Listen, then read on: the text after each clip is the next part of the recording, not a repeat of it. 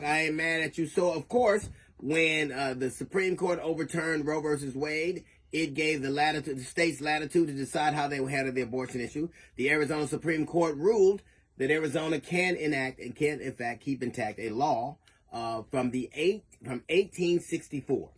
1864. Can you imagine women of 2024 being governed by the mentality that existed by white men in 1864? And let's be clear, it's white men we're talking about because they're the only one with power. It wasn't women, it wasn't black people, wasn't anybody else. So this is the mentality of white dudes who are from the 1864. You know what hadn't happened yet when this law is enacting?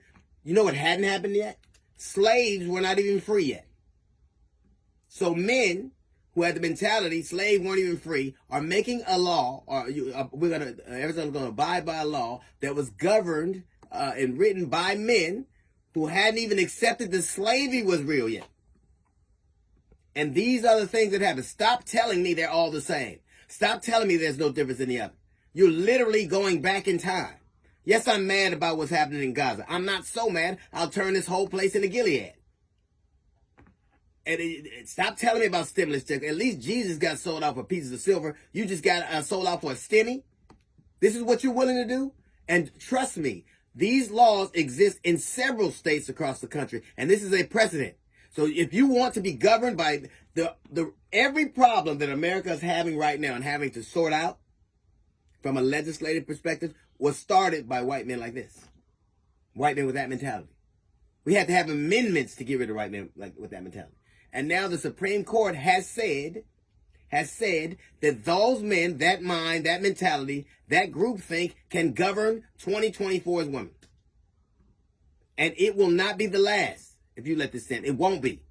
Look at what Arizona. Look at what Florida did. Now, Florida gave the citizens the right to vote, but they made the threshold 60%.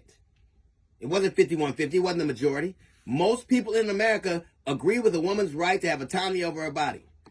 Can you imagine if we let white men from the 1860s decide how we live today? And literally, when people say we want to make America great again, these are the people they're talking about.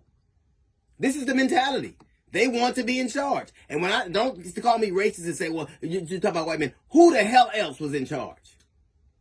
Anybody. What the voice of dissent? There were no women there. There were no black people there. There were no immigrants there. Nobody. It was all white guys who decided what women should do with their bodies.